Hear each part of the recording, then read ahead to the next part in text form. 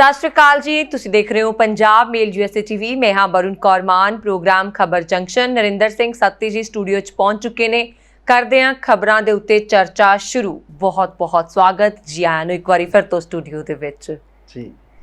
ਵੋਟਾਂ ਨੇੜੇ ਆ ਰਹੀਆਂ, ਕਾਂਗਰਸ ਨੂੰ ਆ ਕਿ ਇੱਕ ਵਾਰੀ ਫਿਰ ਤੋਂ ਸੱਤਾ 'ਚ ਆ ਸਕੇ ਤੇ ਅਕਾਲੀ ਦਲ ਚਾਹੁੰਦਾ ਹੈ ਕਿ ਹੁਣ ਐਤਕੀ ਸਾਡੀ ਵਾਰੀ ਆ ਜਾਵੇ ਤੇ ਆਮ ਆਦਮੀ ਪਾਰਟੀ ਚਾਹੁੰਦੀ ਹੈ ਕਿ ਇਸ ਵਾਰੀ ਮੁੱਖ ਮੰਤਰੀ ਕੋਈ ਪੰਜਾਬ ਦਾ ਹੋਵੇ ਤੇ ਪਾਰਟੀ ਉਹਨਾਂ ਦੀ ਹੋਵੇ। ਤੇ ਹੁਣ ਕੁੰਵਰ ਵਿਜੇ ਪ੍ਰਤਾਪ ਹੁਣਾਂ ਨੂੰ ਵੀ ਆਮ ਆਦਮੀ ਪਾਰਟੀ 'ਚ ਸ਼ਾਮਲ ਕਰ ਲਿਆ ਗਿਆ। ਜੀ, ਕੁੰਵਰ ਵਿਜੇ ਪ੍ਰਤਾਪ ਹੁਰੀ IG ਦੇ ਮਹੱਤਵਪੂਰਨ ਅਹੁਦੇ ਤੇ ਸੀਗੇ ਜਦੋਂ ਉਹਨਾਂ ਨੇ ਆਪਣਾ ਅਹੁਦਾ ਛੱਡਿਆ, ਅਸਤੀਫਾ ਦਿੱਤਾ। IPS ਦੀ ਅਫਸਰੀ ਕੋਈ ਸਹਿਜੇ ਕਿਤੇ ਨਹੀਂ ਛੱਡਦਾ। ਪਹਿਲੀ ਗੱਲ ਤਾਂ ਇਹ ਵੀ ਉਹ ਇੱਕ ਇਮਾਨਦਾਰ ਅਫਸਰ ਵਜੋਂ ਉਹਨਾਂ ਦਾ ਅਕਸ ਹੈ ਪੰਜਾਬ ਦੇ ਵਿੱਚ, ਤੇ ਸਿੱਟ ਦੇ ਮੁਖੀ ਸੀ ਜਿਹੜੀ ਗੋਲੀकांड ਕੋਟਕਪੂਰਾ ਗੋਲੀकांड ਬਰਗਾੜੀ ਕਾਂਡ ਦੀ ਜਾਂਚ ਕਰ ਰਹੀ ਹੈ। ਔਰ ਪਹਿਲੇ ਦਿਨ ਤੋਂ ਹੀ ਬਾਦਲ ਜਿਹੜੇ ਨੇ ਉਹ ਰੌਲਾ ਪਾ ਰਹੇ ਸੀਗੇ, ਸ਼੍ਰੋਮਣੀ ਅਕਾਲੀ ਦਲ ਕਹਿ ਲਓ, ਬਾਦਲ ਕਹਿ ਲਓ, ਭਈ ਇਹਨੂੰ ਮਤਲਬ ਸਿੱਟ ਦੇ ਮੁਖੀ ਵਜੋਂ ਹਟਾਇਆ ਜਾਵੇ ਜੀ। ਤੇ ਕਈ ਤਰ੍ਹਾਂ ਦੇ ਰੇੜਕੇ ਖੜੇ ਕਰਦੇ ਸੀ ਜਿਹੜੇ ਉਸ ਕੇਸ ਵਿੱਚ ਮਬਲੂਸ ਸੀ ਲੋਕ। ਇੱਕ ਇੰਸਪੈਕਟਰ ਹੋਰ ਉਹਨਾਂ ਤੋਂ ਹਾਈ ਕੋਰਟ 'ਚ ਰਿਟਾਂ ਵੀ ਕਰਵਾਈਆਂ ਵੀ ਇਹਨੂੰ ਜਿਹੜਾ ਜਾਂਚ ਤੋਂ ਲਾਂਭੇ ਕੀਤਾ ਜਾਵੇ ਜੀ। ਮੁੜ ਕੇ ਕੀ ਹੁੰਦਾ ਪਈ ਸਾਰੀ ਕਹਾਣੀ ਆਪਾਂ ਨੂੰ ਪਤਾ ਆ ਵੀ ਕਿਵੇਂ ਜਿਹੜੀ ਜਾਂਚ ਦੀ ਰਿਪੋਰਟ ਸੀਗੀ ਉਹ ਹਾਈ ਕੋਰਟ ਨੇ ਰੱਦ ਕਰ ਦਿੱਤੀ, ਸਿੱਟ ਭੰਗ ਕਰ ਦਿੱਤੀ। ਉਹ ਤੋਂ ਰਾਮ ਰੌਲਾ ਪਿਆ, ਕਾਂਗਰਸ ਅੰਦਰ ਕਲੇਸ਼ ਪਿਆ ਵੀ ਜਿਹੜੇ ਉਹਨਾਂ ਦੇ ਅਤਲ ਨੰਦਾ ਨੇ ਐਡਵੋਕੇਟ ਜਨਰਲ ਪੰਜਾਬ ਦੇ ਉਹ ਪੇਸ਼ ਹੀ ਨਹੀਂ ਹੁੰਦੇ ਰਹੇ। ਉਸ ਪਿੱਛੋਂ ਜਿਹੜਾ ਆ IG ਕੁੰਵਰ ਵਿਜੇ ਪ੍ਰਤਾਪ ਦਾ ਜਿਹੜਾ ਅਸਤੀਫਾ ਆ ਜਾਂਦਾ ਹੈਗਾ।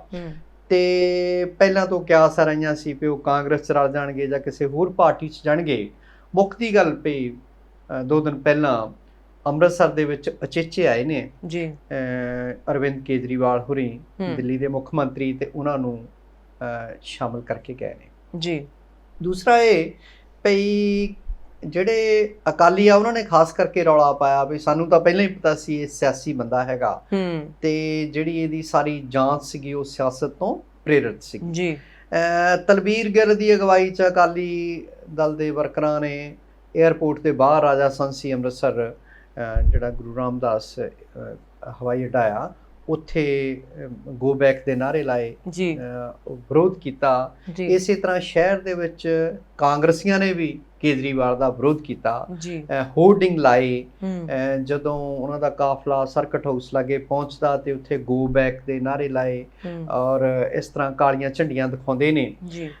ਗੱਲ ਇਹ ਹੈ ਭਈ ਕਾਂਗਰਸ ਤੇ ਅਕਾਲੀ ਇਹ ਦੇਖਣ ਵਾਲੀ ਗੱਲ ਜਿਹੜੀ ਹੈ ਵੀ ਕੇਜਰੀਵਾਲ ਦਾ ਇੰਨਾ ਵਿਰੋਧ ਕਿਉਂ ਕਰਦੇ ਹੈਗੇ ਆ? ਕਿਉਂਕਿ ਸ਼ਕਤੀਮਾਨ ਹੀ ਗੰਗਾਧਰ ਸ਼ਕਤੀਮਾਨ ਹੀ ਗੰਗਾਧਰ ਹੈ। ਦੂਸਰਾ ਇਹ ਆ ਵੀ ਉਹ ਦਿਨ ਕਹਿ ਕੇ ਗਏ ਆ ਉਹਨਾਂ ਨੇ ਇਹਨੂੰ ਸ਼ਾਮਲ ਕਰਨ ਤੋਂ ਬਾਅਦ ਦਰਬਾਰ ਸਾਹਿਬ ਨਤਮਸਤਕ ਹੋਏ ਆ ਜੀ, ਦੁਰਗਿਆਣਾ ਮੰਦਿਰ ਗਏ ਆ।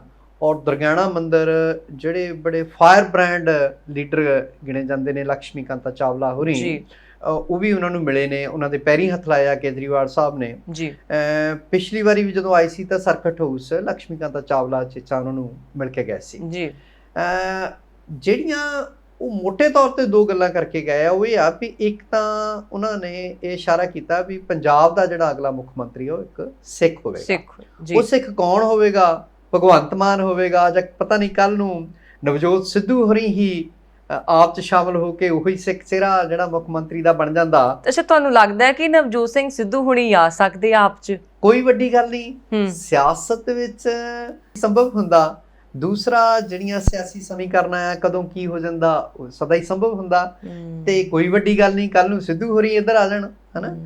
ਤੇ ਜਿਹੜੀਆਂ ਇਹ 2 ਹੀ ਗੱਲਾਂ ਨੇ। ਫਿਰ ਉਹਨਾਂ ਨੇ ਕਿਹਾ ਵੀ ਬਰਗਾੜੀ ਕਾਂਡ ਦੇ ਦੋਸ਼ੀਆਂ ਨੂੰ ਸਜ਼ਾਵਾਂ ਦੇਵਾਂਗੇ, ਜਾਂਚ ਤੁਰੰਤ ਮੁਕੰਮਲ ਕਰਾਂਗੇ। ਸੋ ਆਉਣ ਵਾਲੇ ਸਮਿਆਂ ਦੇ ਵਿੱਚ ਦੇਖੀਏ ਕੀ ਬਣਦਾ ਹੈਗਾ। ਪਰ ਕੇਜਰੀਵਾਲ ਸਾਹਿਬ ਜਿਹੜਾ ਪੰਜਾਬ ਨੂੰ ਕਿਹੋ ਜਿਹਾ ਬਦਲ ਦਿੰਦੇ ਆ ਆਪ ਦੇ ਰੂਪ ਦੇ ਵਿੱਚ। ਪਿਛਲੀ ਵਾਰੀ ਵੀ ਆਪ ਜਿੱਤਦੀ ਰਹਿ ਗਈ ਸੀ, ਮਾਲਵੇ 'ਚ ਤਾਂ ਚੰਗੀ ਪਰਫਾਰਮੈਂਸ ਸੀਗੀ ਬਿਲਕੁਲ, ਔਰ ਦੁਆਬੇ ਮਾਝੇ ਦੇ ਵਿੱਚ ਪਛੜ ਗਏ। ਤੇ ਕਾਂਗਰਸ ਤੇ ਅਕਾਲੀਆਂ ਨੇ ਇਹ 'ਚ ਕੋਈ 2 ਰਾਵਾਂ ਨਹੀਂ ਪਈ ਆਪ ਨੂੰ ਹਰਾਉਣ ਦੇ ਵਿੱਚ। ਆਪ ਜਿੱਤਣ ਚਾਹੇ ਨਾ, ਪੂਰਾ ਵਾਲ ਆਪ ਨੂੰ ਹਰਾਉਣ ਲਈ ਪੂਰੀ ਵਾਲ ਆਈ ਸੀ ਜੀ। ਬਿਲਕੁਲ। ਤੇ ਬੇਅਦਬੀ ਮਾਮਲੇ ਦੇ ਵਿੱਚ ਹੁਣ ਪ੍ਰਕਾਸ਼ ਸਿੰਘ ਬਾਦਲ ਹੋਣਾ ਦੇ ਕੋਲੋਂ 2.5 ਘੰਟੇ ਪੁੱਛਗਿੱਛ ਚੱਲੀ ਹੈ ਜੀ ਤੇ ਉਹਦਾ ਹੁਣ ਸਾਰਿਆਂ ਨੂੰ ਇਹੀ ਹੈ ਕਿ ਕੀ ਹੋਇਆ ਹੋਏਗਾ, ਕੀ ਜਵਾਬ ਆਏ ਹੋਣਗੇ, ਕੀ ਸਵਾਲ ਹੋਏ ਹੋਣਗੇ। ਜੀ ਇੱਦਾਂ ਆ ਵੀ ਕੱਲ ਸਿੱਟ ਨੇ ਜਿਹੜਾ ਸੱਦਿਆ ਸੀਗਾ ਉਹਨਾਂ ਨੂੰ, ਪਹਿਲਾਂ ਤਾਂ ਉਹਨਾਂ ਨੇ ਨਾ ਕਰਤੀ ਸੀ, ਮੇਰੀ ਸਿਹਤ ਠੀਕ ਨਹੀਂ। ਕੱਲ ਸਿੱਟ ਅੱਗੇ ਪੇਸ਼ ਹੋਏ ਨੇ ਬਾਦਲ ਸਾਹਿਬ, MLA ਫਲੈਟਸ ਵਿੱਚ ਚੰਡੀਗੜ੍ਹ ਜਿਹੜਾ ਉਹਨਾਂ ਦਾ 4 ਨੰਬਰ ਫਲੈਟ ਆ, ਉੱਥੇ ਹੀ ਸਿੱਟ ਦੇ ਮੈਂਬਰ, ਸਿੱਟ ਦੀ ਟੀਮ ਆਈ ਸੀ। 2.5 ਘੰਟੇ ਪੁੱਛ ਪੜਤਾਲ ਹੋਈ ਹੈ ਤੇ ਜਿਹੜੀਆਂ ਉੱਥੋਂ ਦੇ ਅੰਦਰੂਨੀ ਤਾਂ ਰੱਬ ਜਾਣਦਾ ਵੀ ਕੀ ਗੱਲਾਂ ਹੋਈਆਂ, ਪਰ ਮੋਟੇ ਤੌਰ ਤੇ ਜੋ ਬਾਹਰ ਆਇਆ ਹੈਗਾ ਵੀ ਇੱਕ ਤਾਂ ਉੱਥੇ ਸਿੰਗਲਾ ਸਾਹਿਬ ਜਿਹੜੇ ਆ ਡਾਇਰੈਕਟਰ ਪ੍ਰੋਸੀਕਿਊਸ਼ਨ ਨਾਲ ਆ ਗਏ, ਉਹ ਇੱਕ ਰਿਟਾਇਰਡ ਆਫਿਸਰ ਆ ਜੀ, ਔਰ ਅੱਜ ਕੱਲ੍ਹ ਡਾਇਰੈਕਟਰ ਪ੍ਰੋਸੀਕਿਊਸ਼ਨ ਨੇ ਪੰਜਾਬ ਦੇ।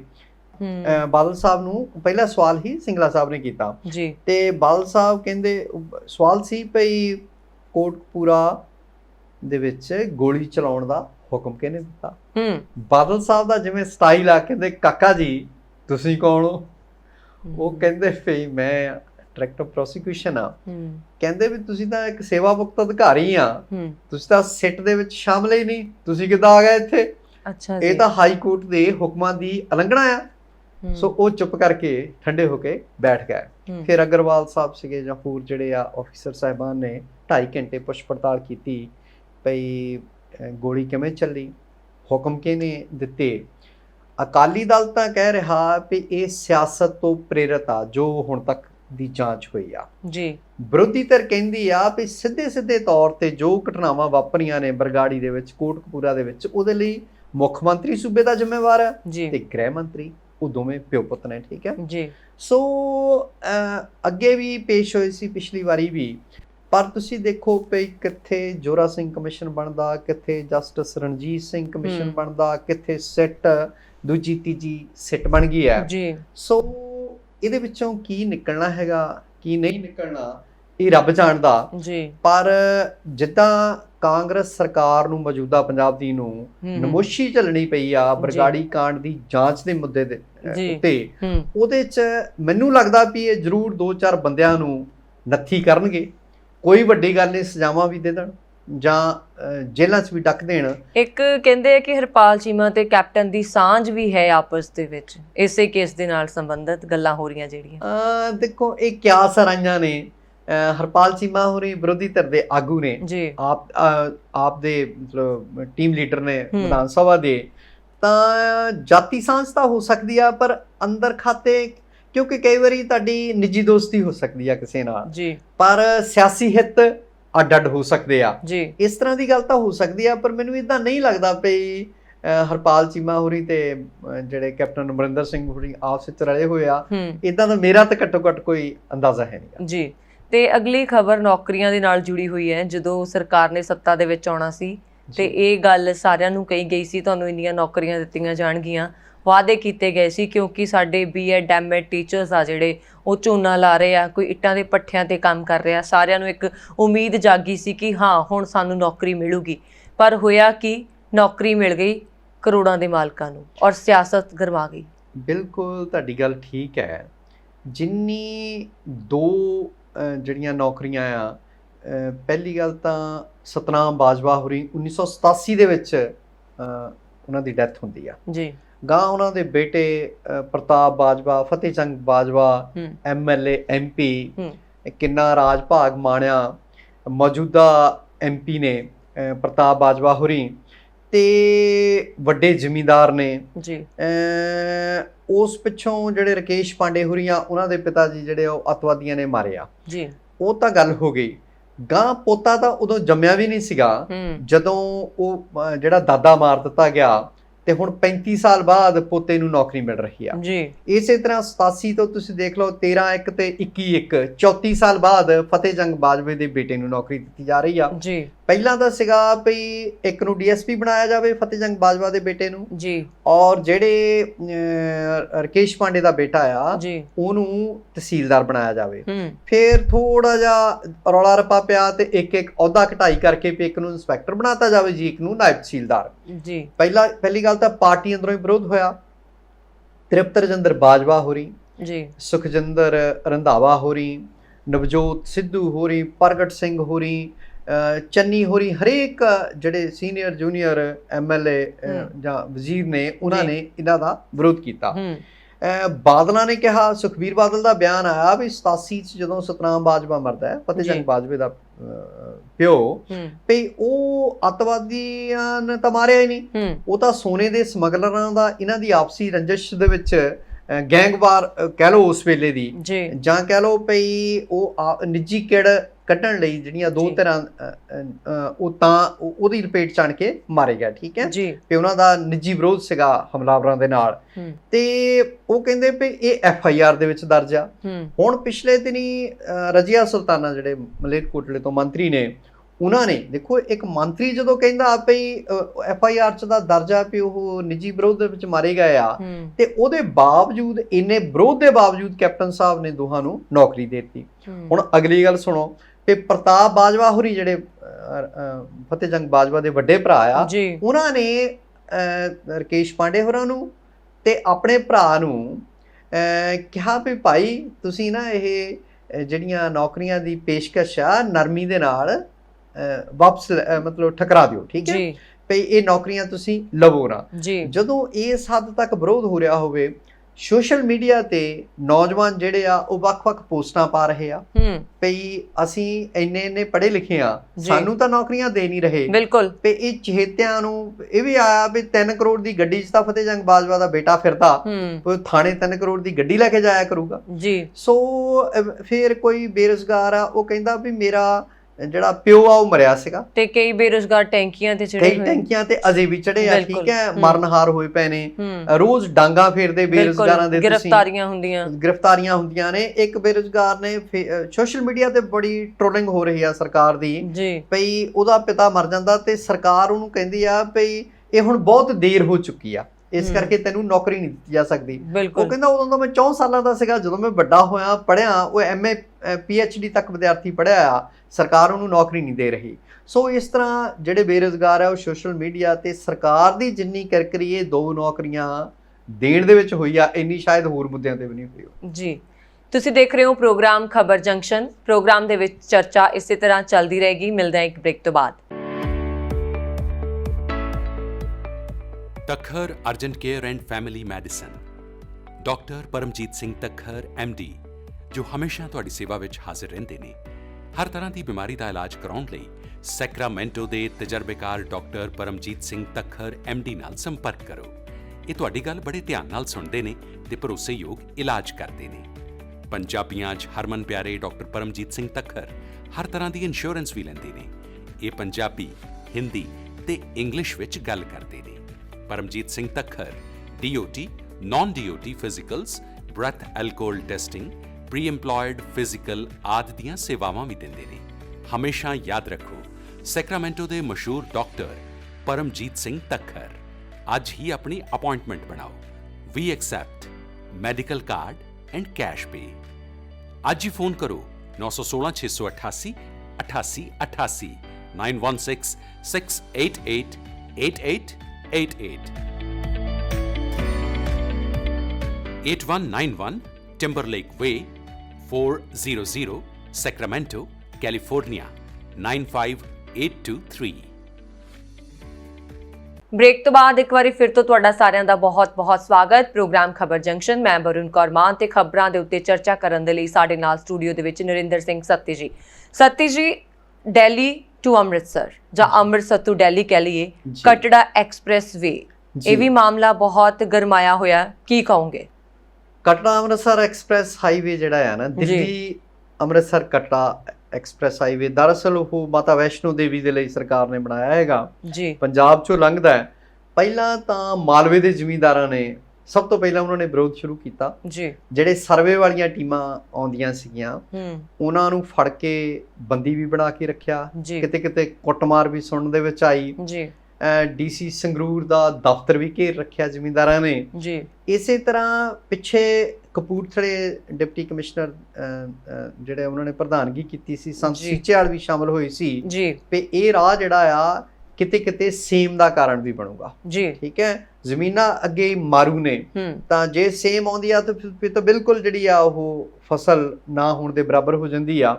ਤੇ ਹੁਣ ਕੀ ਹੋਇਆ ਵੀ ਮੈਰੀਪੁਰ ਦਾ ਗੁਰਦੁਆਰਾ ਆ ਸੁਲਤਾਨਪੁਰ ਲੋਧੀ ਸਬ ਡਿਵੀਜ਼ਨ ਚ ਜੀ ਉੱਥੇ 7-8 ਪਿੰਡਾਂ ਦੇ ਲੋਕ ਇਕੱਠੇ ਹੋਏ ਆ। ਜੀ ਉਹਨਾਂ ਨੇ ਕਿਹਾ ਵੀ ਜਿਹੜਾ ਸਰਕਾਰ ਨੇ ਜਾਂ ਡਿਸਟ੍ਰਿਕਟ ਐਡਮਿਨਿਸਟ੍ਰੇਸ਼ਨ ਨੇ ਮੁਆਵਜ਼ਾ ਦੇਣਾ ਮਿੱਥਿਆ ਉਹ 10 ਲੱਖ ਕੁਛ ਹਜ਼ਾਰ ਹੈਗਾ ਤੇ ਖੇਤ ਦੀ ਉੱਥੇ ਕੀਮਤ 20 ਤੋਂ 25 ਲੱਖ ਹੈਗੀ ਆ। ਅੱਛਾ ਤੇ ਜੀ। ਸਰਕਾਰ ਨੇ ਜਿਹੜੀਆਂ ਤਾਜ਼ਾ ਰਜਿਸਟਰੀਆਂ ਹੋਈਆਂ ਕੋਈ ਜ਼ਮੀਨਾਂ ਦੀ ਖਰੀਦੋ ਫਰੋਖਤ ਦੀਆਂ ਉਹਨਾਂ ਨੂੰ ਵੀ ਨਜ਼ਰਅੰਦਾਜ਼ ਕਰ ਦਿੱਤਾ ਤੇ ਫਿਰ ਸਾਨੂੰ 10 ਲੱਖ ਜਿਹੜਾ ਉਹ ਬਿਲਕੁਲ ਕਿਸੇ ਵੀ ਸੂਰਤ ਵਿੱਚ ਮੁਆਵਜ਼ਾ ਮਨਜ਼ੂਰ ਨਹੀਂ। ਮੁਆਵਜ਼ਾ ਵੱਧ ਦਿੱਤਾ ਜਾਵੇ, ਨਹੀਂ ਤਾਂ ਇੱਕ ਵੀ ਇੱਟ ਉੱਥੇ ਲੱਗਣ ਨਹੀਂ ਦੇਣੀ ਜੀ। ਠੀਕ ਹੈ। ਸੋ ਸਰਕਾਰ ਦੇ ਖਿਲਾਫ ਮਤਾ ਪਾਇਆ ਮੈਰੀਪੁਰ ਦੇ ਗੁਰਦੁਆਰੇ ਦੇ ਵਿੱਚ ਜੀ। ਜਿਹੜੇ ਉੱਥੇ ਨੇੜੇ ਤੇੜੇ ਦੇ ਪਿੰਡ ਸੀਗੇ ਮੰਡ ਦੇ ਉਹ 7-8 ਪਿੰਡਾਂ ਦੇ ਲੋਕ ਉੱਥੇ ਇਕੱਠੇ ਹੋਏ ਆ ਜੀ। ਇਹ 2 ਦਿਨ ਪਹਿਲੀ ਗੱਲ ਹੈਗੀ ਆ ਜੀ। ਸੋ ਲੋਕ ਵਿਰੋਧ ਕਰ ਰਹੇ ਆ। ਦੇਖੋ ਸਰਕਾਰ ਜਿਹੜਾ ਜਮਜਮ ਐਕਸਪ੍ਰੈਸ ਹਾਈਵੇ ਬਣਾਵੇ ਪਰ ਲੋਕਾਂ ਨੂੰ ਮੁਆਵਜ਼ਾ ਵੀ ਤਾਂ ਢੁਕਵਾਂ ਮਿਲਣਾ ਚਾਹੀਦਾ ਕਿਉਂਕਿ ਪਹਿਲਾਂ ਹੀ ਜ਼ਿਮੀਂਦਾਰ ਤਾਂ ਉਹਨਾਂ ਦੇ ਚੁੱਲ੍ਹੇ ਠੰਡੇ ਹੋਣ ਕੰਡੇ ਨੇ ਔਰ ਕਿੰਨਾ ਚਿਰ ਹੋ ਗਿਆ ਦਿੱਲੀ ਦੀਆਂ ਬਰੂਹਾਂ ਮਲ ਕੇ ਬੈਠਿਆਂ ਨੂੰ ਤੇ ਹੁਣ ਜੇ ਸਰਕਾਰ ਜਿਹੜੀ ਕੋਈ ਰਹਿੰਦੀ ਖੁੰਦੀ ਜ਼ਮੀਨ ਆ ਉਹ ਵੀ ਕਿਤੇ ਐਕਸਪ੍ਰੈਸ ਹਾਈਵੇਜ਼ ਦੇ ਵਿੱਚ ਆ ਜਾਂਦੀ ਆ ਤੇ ਮੁਆਵਜ਼ਾ ਵੀ ਨਿਗੂਣਾ ਮਿਲਦਾ ਹੈਗਾ ਤਾਂ ਉਹ ਤਾਂ ਬਿਲਕੁਲ ਉਹਨਾਂ ਨੂੰ ਮਾਰਨ ਵਾਲੀ ਗੱਲ ਹੋ ਗਈ ਨਾ। ਬਿਲਕੁਲ। ਜੈਪਾਲ ਭੁੱਲਰ ਹੋਣਾ ਦੀ ਪੋਸਟਮਾਰਟਮ ਰਿਪੋਰਟ ਆ ਚੁੱਕੀ ਹੈ ਤੇ ਉਸ ਰਿਪੋਰਟ ਦੇ ਉੱਤੇ ਉਹਨਾਂ ਦੇ ਪਿਤਾ ਜੀ ਨੇ ਸਵਾਲ ਚੁੱਕੇ ਨੇ। ਜੈਪਾਲ ਭੁੱਲਰ ਗੈਂਗਸਟਰ ਸੀ ਜੀ। ਉਹਨੇ ਲੋਕਾਂ ਨੂੰ ਮਾਰਿਆ ਹੋਏਗਾ, ਲੁੱਟਾਂ ਖੋਹਾਂ ਕੀਤੀਆਂ ਹੋਣਗੀਆਂ, ਉਹ ਹੋਰ ਕੰਮਾਂ 'ਚ ਗੈਰ ਕਾਨੂੰਨੀ ਕੰਮਾਂ 'ਚ ਮਬਲੂਸ ਹੋਏਗਾ, ਮਸਲਨ ਨਸ਼ੇ ਵੇਚਦਾ ਹੋਏਗਾ, ਹਥਿਆਰਾਂ ਦੀ ਵੇਚ ਖਰੀਦ ਕਰਦਾ ਹੋਏਗਾ। ਉਹਨਾਂ ਤੇ 2 ਤਾਜ਼ਾ ਜਿਹੜੇ ਘਟਨਾ ਸੀਗੀ ਉਹ ਜਗਰਾਵਾਂ ਦੇ ਵਿੱਚ CIA ਸਟਾਫ ਤੇ 2 ਥਾਣੇਦਾਰਾਂ ਨੂੰ ਮਾਰਨ ਦਾ ਦੋਸ਼ ਸੀਗਾ ਜੀ। ਦੇਖੋ ਦੁਨੀਆ ਦਾ ਕੋਈ ਕਾਨੂੰਨ ਜੀ ਇਹ ਨਹੀਂ ਕਹਿੰਦਾ ਭਈ ਦੋਸ਼ੀ ਨੂੰ ਸਜ਼ਾ ਨਾ ਦਿੱਤੀ ਜਾਵੇ ਜੀ, ਪਰ ਦੁਨੀਆ ਦਾ ਕੋਈ ਵੀ ਕਾਨੂੰਨ ਤੁਹਾਨੂੰ ਇਹ ਵੀ ਆਗਿਆ ਨਹੀਂ ਦਿੰਦਾ ਭਈ ਦੋਸ਼ੀ ਨੂੰ ਟ੍ਰਾਇਲ ਤੋਂ ਬਿਨਾਂ ਹੀ ਮਾਰ ਦਿੱਤਾ ਜਾਵੇ ਜੀ, ਝੂਠੇ ਮੁਕਾਬਲੇ 'ਚ ਹੀ ਮਾਰ ਦਿੱਤਾ ਜਾਵੇ। ਦੋਸ਼ੀ ਨੂੰ ਫੜੋ, ਉਹਦੇ ਤੇ ਮੁਕੱਦਮਾ ਚੱਲੇ, ਗਵਾਹੀਆਂ ਹੁੰਦੀਆਂ, ਸੱਚ ਝੂਠ ਦਾ ਨਿਤਾਰਾ ਹੁੰਦਾ, ਅਦਾਲਤਾਂ ਨਿਤਾਰਾ ਕਰਦੀਆਂ ਨੇ ਜੀ। ਜੈਪਾਲ ਨੂੰ ਜਾ ਕੇ ਪੱਛਮੀ ਬੰਗਾਲ 'ਚੋਂ ਕਲਕੱਤੇ ਦੇ ਕਿਸੇ ਫਲੈਟ 'ਚੋਂ ਜਿਹੜਾ ਉਹ ਮਾਰਿਆ ਜਾਂਦਾ, ਉੱਥੇ ਮੁਕਾਬਲਾ ਸ਼ੋਅ ਕਰਦੇ ਆ। ਜਦੋਂ ਇੱਥੇ ਡੈੱਡ ਬੋਡੀ ਆਉਂਦੀ ਆ, ਉਹਨਾਂ ਦੇ ਪਿਤਾ ਜੀ ਖੁਦ ਪੁਲਿਸ ਵਿੱਚ ਇੰਸਪੈਕਟਰ ਸੀ, ਸਰਦਾਰ ਭੁਪਿੰਦਰ ਸਿੰਘ ਹੋਰੀ। ਧਿਆਨ ਸਿੰਘ ਮੰਡ ਜਿਹੜੇ ਮਤਵਾਜੀ ਜਥੇਦਾਰ ਆ ਉਹ ਰਿਸ਼ਤੇਦਾਰ ਆ ਦੂਰੋਂ ਭਾਰੋਂ। ਹੌਲੀ ਹੌਲੀ ਇਹ ਗੱਲ ਉੱਭਰਨੀ ਸ਼ੁਰੂ ਹੋਈ ਭਈ ਇਹ ਮੁਕਾਬਲਾ ਨਹੀਂ ਹੋਇਆ, ਫੜ ਕੇ ਮਾਰਿਆ ਗਿਆ। ਤੇ ਉਹਦੇ ਪਿਤਾ ਨੇ ਵੀ ਕਿਹਾ ਵੀ ਉਹਦੀਆਂ ਬਾਹਾਂ ਪਸਲੀਆਂ ਟੁੱਟੀਆਂ ਹੋਈਆਂ ਲੱਗੀਆਂ ਮੈਨੂੰ। ਸੋ ਉਹ ਕੋਰਟ ਦੇ ਵਿੱਚ ਚਲ ਗਿਆ।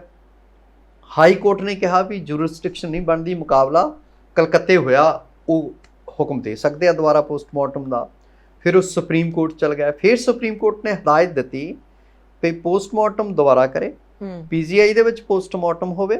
ਹਾਈ ਕੋਰਟ ਨੂੰ ਹਦਾਇਤ ਕੀਤੀ ਤੇ ਜਿਹੜਾ ਡੈੱਡ ਬੋਡੀ ਦੀ ਸਾਂਭ ਸੰਭਾਲ ਆ ਉਹ ਸਰਕਾਰ ਕਰੇ, ਪੰਜਾਬ ਸਰਕਾਰ ਜੀ। ਸੋ ਉਹ ਜਿਹੜਾ ਉਹਨਾਂ ਦਾ ਕੱਲ ਪੋਸਟਮਾਰਟਮ PGI 'ਚ ਹੋਇਆ ਹੈਗਾ ਤੇ 5 ਡਾਕਟਰਾਂ ਦੀ ਟੀਮ ਨੇ ਪੋਸਟਮਾਰਟਮ ਜਿਹੜੇ ਫੋਰੈਂਸਿਕ ਮਾਹਰ ਨੇ 5 ਘੰਟੇ ਲੱਗੇ ਨੇ।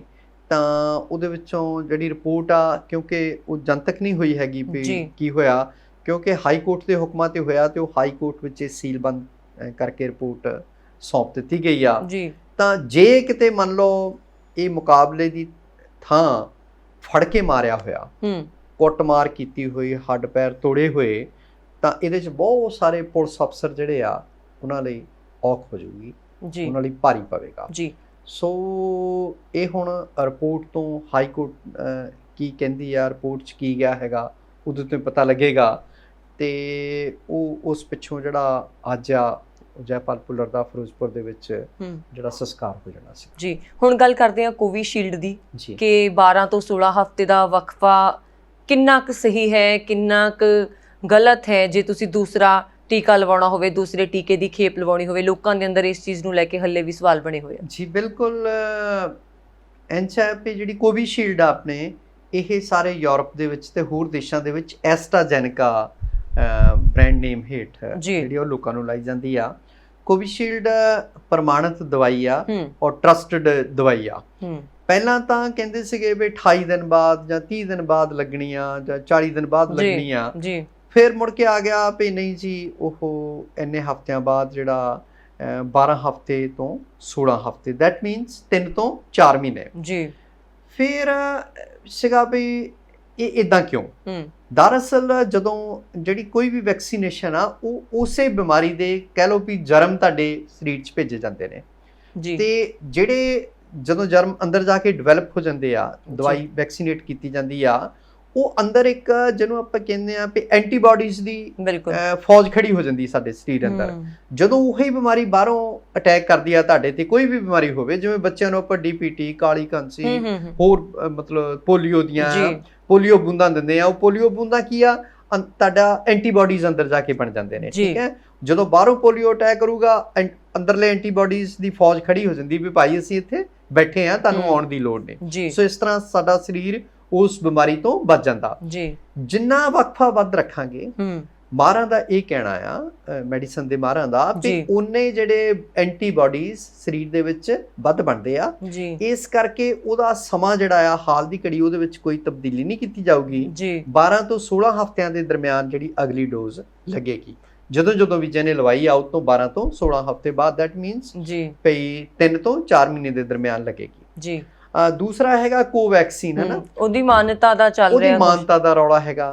ਉਹ ਬਰਨ 'ਚ ਆਏ ਆ ਭਈ ਹੁਣ ਯੂਰਪ ਜਿਹੜਾ ਆ ਉਹ ਵੀ ਉਹਨੂੰ, ਕਿਉਂਕਿ ਵਰਲਡ ਹੈਲਥ ਆਰਗੇਨਾਈਜੇਸ਼ਨ ਉਹਨੂੰ ਛੇਤੀ ਮਾਨਤਾ ਦੇ ਰਹੀ ਆ ਤੇ ਉਹ ਵੀ ਵੈਲਿਡ ਹੋਏਗੀ, ਕਿਉਂਕਿ ਕੈਨੇਡਾ, ਅਮਰੀਕਾ, ਯੂਰਪ ਵਾਲੇ ਉਹਨੂੰ ਪ੍ਰਵਾਨ ਨਹੀਂ ਸੀ ਕਰਦੇ, ਪਰ ਛੇਤੀ ਹੀ ਉਹਦੀ ਜਿਹੜੀ ਆ ਮਾਨਤਾ ਉਹ ਮਿਲ ਜਾਏਗੀ ਔਰ ਉਹ ਵੀ ਪ੍ਰਵਾਨਿਤ ਦਵਾਈ ਹੋਵੇਗੀ, ਜਿਹਦੇ ਉਹਦੀ ਡੋਜ਼ ਲੱਗੀ ਹੋਏਗੀ ਉਹਨੂੰ ਵੀ ਜਿਹੜਾ ਇੱਕ ਤੋਂ ਦੂਜੇ ਮੁਲਕ 'ਚ ਜਾਣ ਦੀ ਅਨੁਮਤੀ ਹੋਵੇਗੀ। ਜੀ ਮੈਂ ਇੱਕ ਜਾਂਦੇ ਹੋਏ ਸਵਾਲ ਜ਼ਰੂਰ ਲੈਣਾ ਚਾਹੂੰਗੀ ਕਿ 올림픽 ਨੇੜੇ ਆ ਰਹੀ ਹੈ ਤੇ ਹਾਕੀ ਟੀਮ ਦੀ ਸਿਲੈਕਸ਼ਨ ਹੋ ਚੁੱਕੀ ਹੈ ਤੇ 21 ਸਾਲਾਂ ਬਾਅਦ ਪੰਜਾਬ ਸੂਬੇ ਦਾ ਜਿਹੜਾ ਲੜਕਾ ਹੈ ਮਨਪ੍ਰੀਤ ਸਿੰਘ, ਉਹ ਕਪਤਾਨ ਦੇ ਤੌਰ ਤੇ ਪੰਜਾਬ ਨੂੰ ਰਿਪਰੈਜ਼ੈਂਟ ਕਰ ਰਿਹਾ ਹੈ 올림픽ਸ ਦੇ ਵਿੱਚ। ਬਿਲਕੁਲ ਜੀ, ਮਿੱਠਾਪੁਰ ਤੋਂ ਪੁਆਰਾਂ ਦਾ ਪੁੱਤ ਹੈ ਜੀ।